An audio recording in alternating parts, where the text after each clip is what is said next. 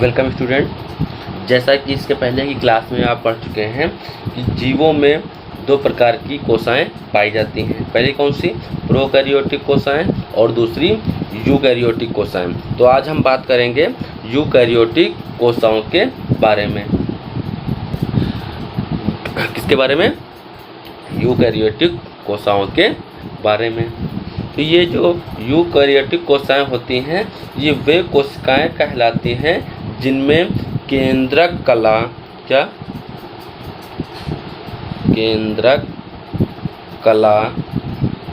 केंद्रक तथा पूर्ण विकसित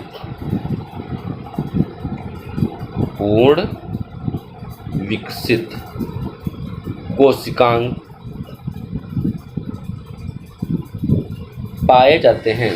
क्या होता है कि यूकैरियोटिक कोशिकाएं वे कोशिकाएं कहलाती हैं इसमें केंद्रक तथा पूर्ण विकसित कोशिकांग पाए जाते हैं। इनमें 80S प्रकार के राइबोसोम्स पाए जाते हैं। कितने प्रकार के? 80S।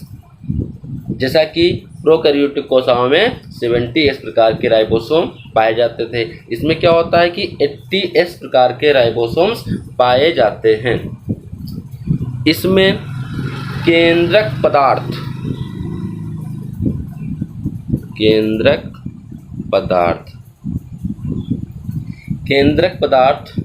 प्रोटीन, डीएनए तथा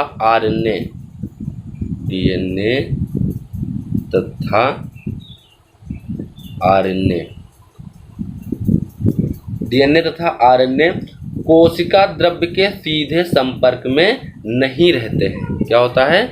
इसमें जो प्रोटीन, डीएनए, आरएनए कोशिका द्रव्य के सीधे संपर्क में नहीं रहते हैं, बल्कि केंद्रक द्रव्य के संपर्क में रहते हैं। किसके संपर्क में रहते हैं? केंद्रक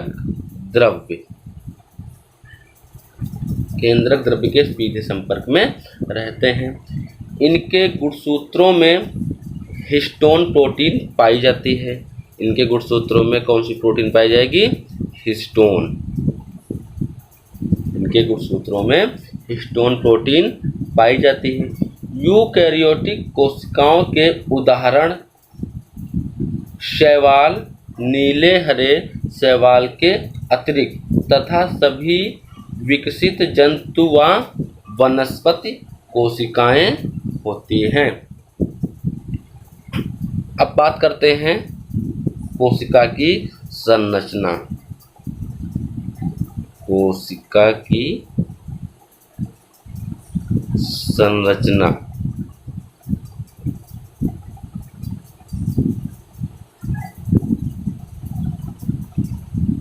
स्ट्रक्चर ऑफ सेल।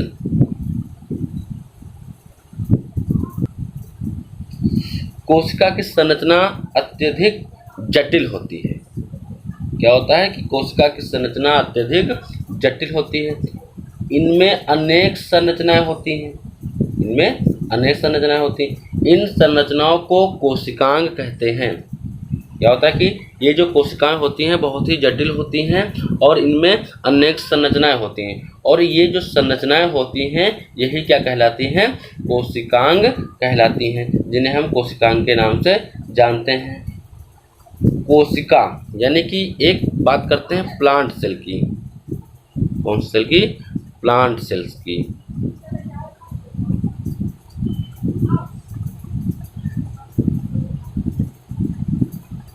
यानी कि एक अगर हम बात करें प्लांट सेल की, तो प्लांट सेल में निम्नलिखित 3 भाग होते हैं।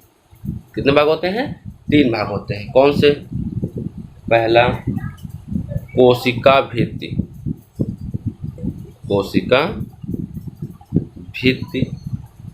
यानी कि सेल वॉल।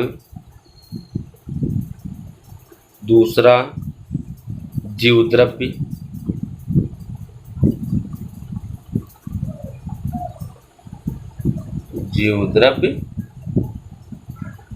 प्रोटोप्लाज्म। और तीसरा क्या होता है? रसधानियाँ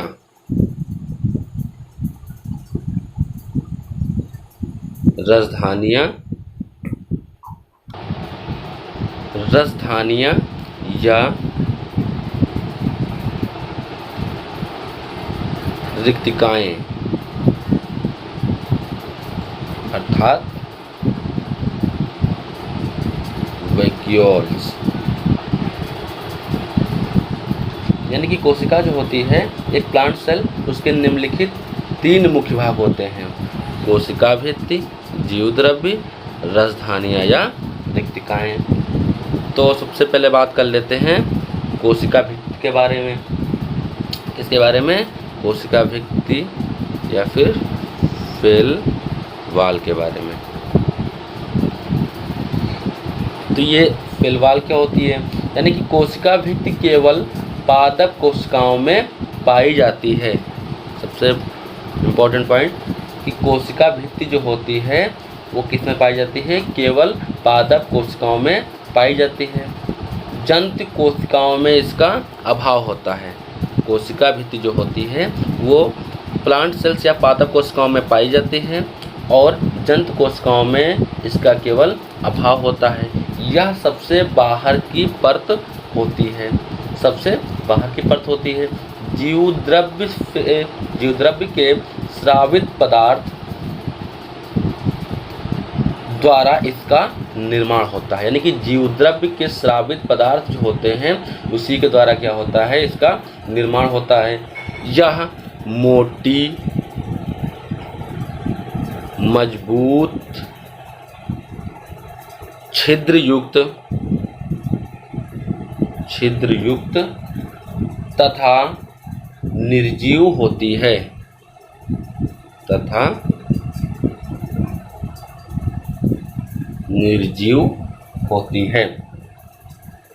कोशिका भित्ति कोशिका विभाजन की अंत्यावस्था के समय अंतःप्रदवी जालिका की छोटी छोटी नलिकाओं द्वारा बनती है। क्या होता है कि कोशिका भित्ति कोशिका विभाजन की अंत्यावस्था के समय अंतःप्रदवी जालिका की छोटी छोटी नलिकाओं द्वारा बनती है। इसी प्रकार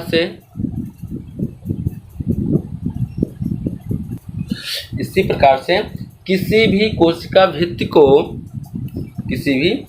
भित्ति को निम्नलिखित लेयर्स या परतों में बांटा जा सकता है। निम्नलिखित परतों में बांटा जा सकता है, जैसे प्राथमिक कोशाभित्ति, द्वितीयक कोशाभित्ति और तृतीयक कोशाभित्ति और मध्य पटल। क्या होता है कि निम्नलिखित परतों में बांटा जाता है। पहला प्राथमिक कोशाभित्ति, दूसरा द्वितीयक कोशाभित्ति, तीसरा पॉइंट तृतीयक कोशाभित्ति और चौथा पॉइंट मध्य पटल। ऐसे ही कोशिका की सबसे बाहरी भित्ति को प्राथमिक कोशाभित्ति कहते हैं। क्या कहते हैं कि जो सबसे बाहर की जो परत होती है उसे प्राथमिक कोशाभित्ति या फिर प्राइमरी सेल वॉल कहते हैं, तथा यह सभी भित्तियों से बाहर स्राव के फलस्वरूप बनती है।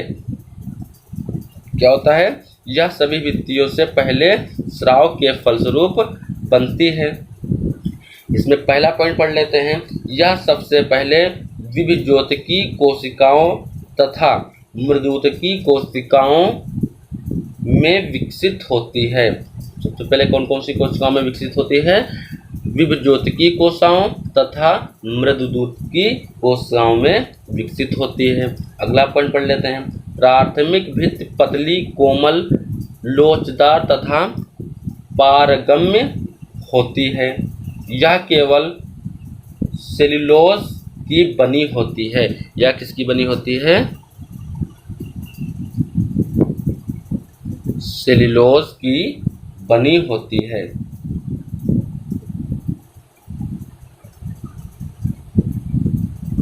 बहुत से कवकों तथा ईस्ट में यह काइटिन की बनी होती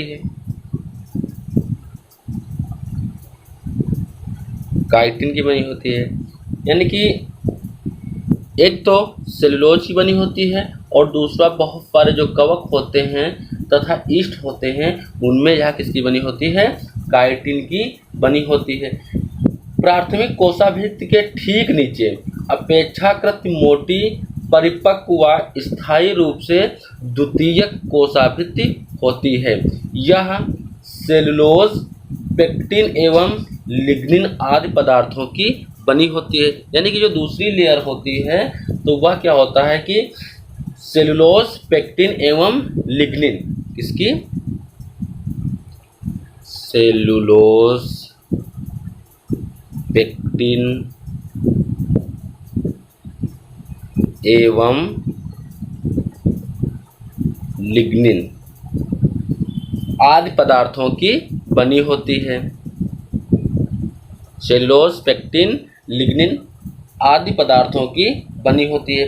कभी कभी कुछ कोशिकाओं में, जैसे अनावृत बीजी पौधों की दारुवाहिनिकाओं में, द्वितीयक कोशाभित्ति के नीचे तृतीयक कोशाभित्ति पाई जाती है। तृतीयक कोशाभित्ति पाई जाती है जो जाइलन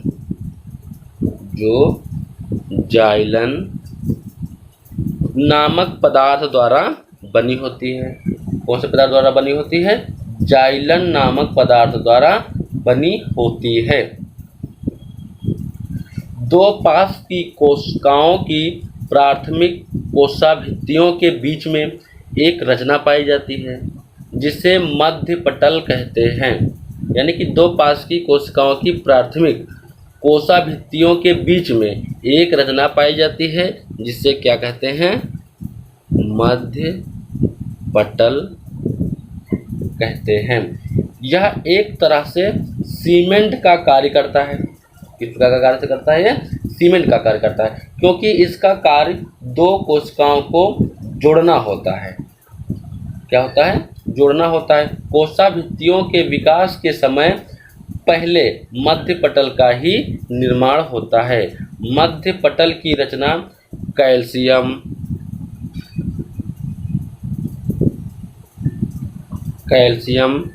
तथा मैग्नीशियम